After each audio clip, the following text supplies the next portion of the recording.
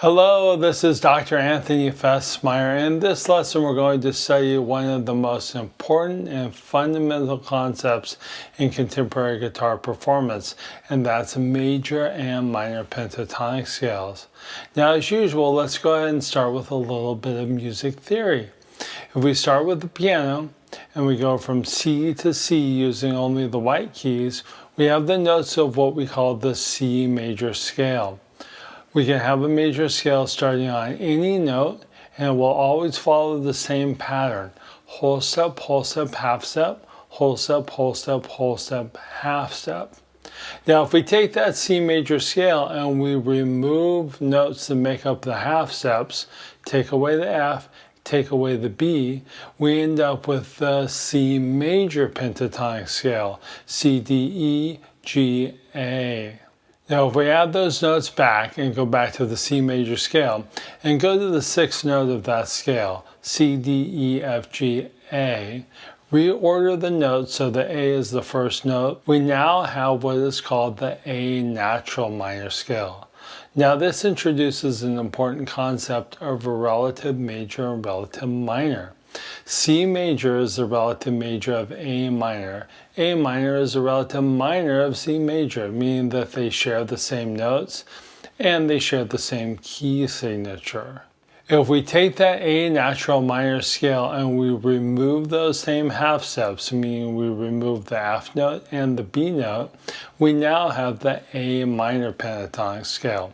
So we can see that the C major pentatonic scale and the A minor pentatonic scale have that same relative relationship as C major and A natural minor. Now, by the way, the major scale and the natural minor scale both have 7 notes each. For the pentatonic scales, they each have 5 notes, therefore the name pentatonic scale. So far we've learned that the A minor pentatonic and the C major pentatonic share the same notes, and so therefore we're going to learn 5 positions of the pentatonic, which will basically cover both the A minor pentatonic and the C major pentatonic. Now let's go ahead and start with what is typically called the first position of the pentatonic scale. I'm going to come over here and put my first finger on A, and I'm going to play A and C on the low E string.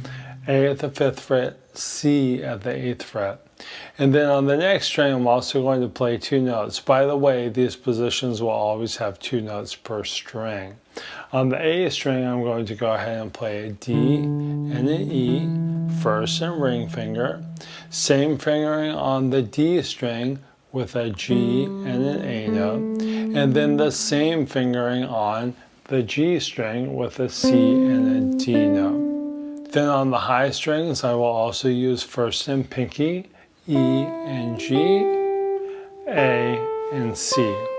Now, if we think a little bit about the structure of that scale, we're starting on A. We could think of it as A minor pentatonic, A, C, D, E, G. That's what I play here. A, C, D, E, G. Then I repeat that, starting with my ring finger on the D string, A, C, D, E, G.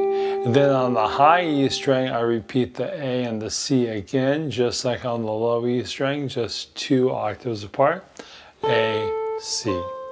Okay, here's this really typical position of the minor pentatonic, which is often referred to as the box position.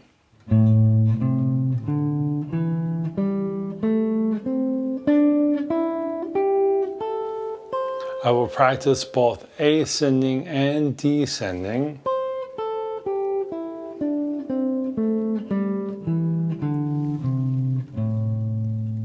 All right, now that's position 1. Now we're going to continue up the scale.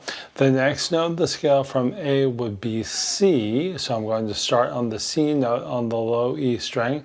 Basically, I'm just going to trace the low E string through the notes of the pentatonic scale. So I start on A, next is C. I'm going to move my second finger to C, and this is at the 8th fret. So on the low E string, I'm going to play C and D, second pinky. On the A string, I'm going to play E and G, first pinky. And then on the D string, I'm going to play A and C first, pinky. So far I have C, D, E, G, A, C. Now on the G string, I'm going to play first third, and that's a D and an E note. Then I'm going to use my second finger on the B string and play a G note, followed by an A note with my pinky. Same finger on the high E string, which will be that C and D, which was the same thing I had on the low E string, C, D. So this entire position is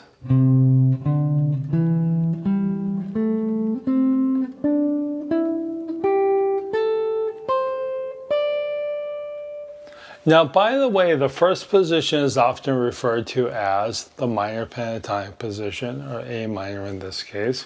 That second position, since it starts on C, is often referred to as the major pentatonic position because it starts on that C note, which would be the first note of the C major pentatonic, like we talked about when we went over some basic music theory. Now, in reality, it's the same notes in either position, just with a different starting point. All right, so for position 3 of the scale, I'm going to come to the third note. So I started with A, then C, next is D. Now I'm going to put my first finger on D, and I'm going to play first, third, D, E. Next string, same fingering, G, A, and then the same finger on the D string as well, C, D. Now here I'm going to move my first finger back and catch an E at the 9th fret, reach up to the 12th fret and catch that G. On the B string, my first finger is at the 10th fret on an A, then a pinky on the 13th fret, that's the C note. High E string, same as the low E string, D and E. So for this one, we've got the same fingering for the first 3 strings. Reach the first finger back, bring the first finger back up. As always, I can always play these descending.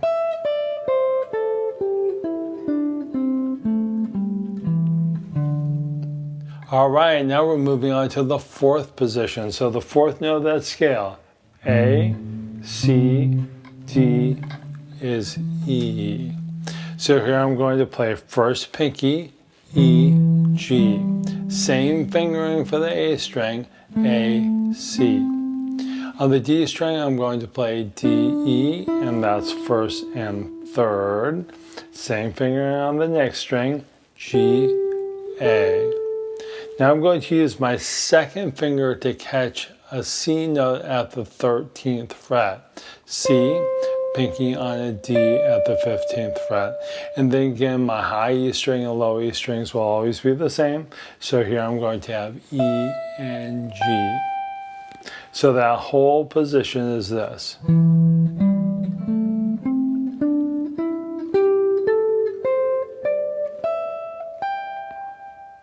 Okay, now finally we're moving on to the 5th position. I'm going to go ahead and start by playing it up here, but then I'll demonstrate how we can also move it down to the lower frets. So the next note of the scale would be G, and again we just trace down the low E string, A, C, D, E so far, but now we're on G, which is at the 15th fret for this example. Now I'm going to use my second finger on that note, and I'm going to play G, A. Same fingering on the next string with a C and a D. Then my first finger grabs an E at the 14th fret, followed by a G with my pinky. Same fingering for the G string and A note, followed by a C. Then on the B string, I've got a D with my second finger and my pinky grabs that E note. And then the same finger on the high E string, just like the low E string, G followed by A. So that whole position is this.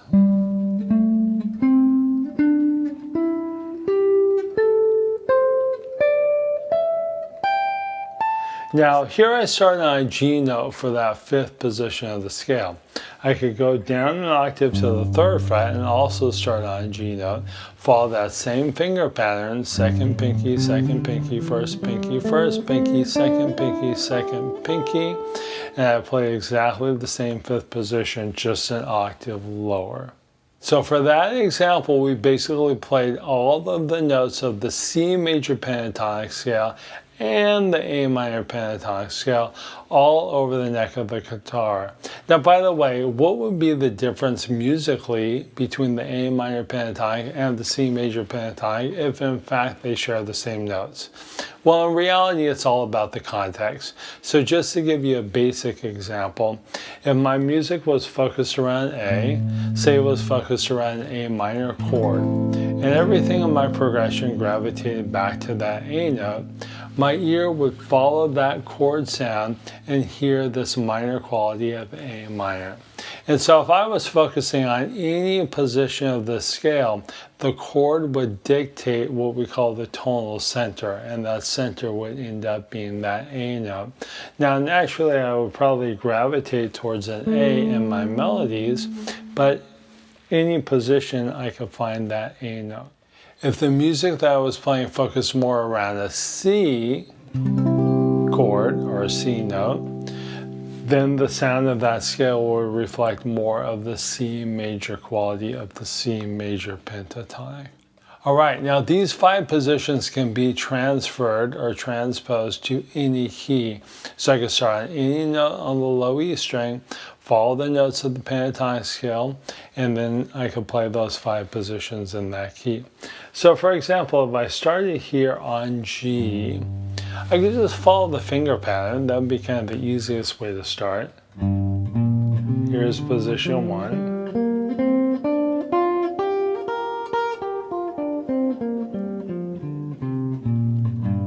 Now if I come to that second note of the scale, which I just hit here with my pinky and start there, that would be position 2. So I'm going to bring my second finger up there, and then I'm going to play through the notes of position 2. The second note of position 2 is here. So if I bring my first finger up to there, I can play through the notes of position 3. The second note of position 3 is here. If I bring my first finger up to that note, I can now play through position 4. And finally, the second note of position 4 is here with my pinky. If I bring my second finger up to that note, I can play through position 4 in terms of the fingering. Now, I played through all 5 of those positions without using any music theory at all, but it's really helpful in music to use theory. It's the basic language of music. So if I realize that G minor is the relative minor of B flat major, the notes of a B flat major scale are B flat, C, D, E flat, F, G, and A, and I remove the 4th note, the E flat, and the 7th note, the A, I have the notes of the B flat major pentatonic. B flat, C, D, F, and G. If I start on the 6th note of the major scale, that would be the G note. I would have the notes of the minor pentatonic, and they're the same notes as the major pentatonic on B flat. So that would be G, B flat, C, D, and F. All right, that's it for this lesson for now, and the fundamental concept of major and minor pentatonic scales. I'll see you at the next lesson. Thank you for watching.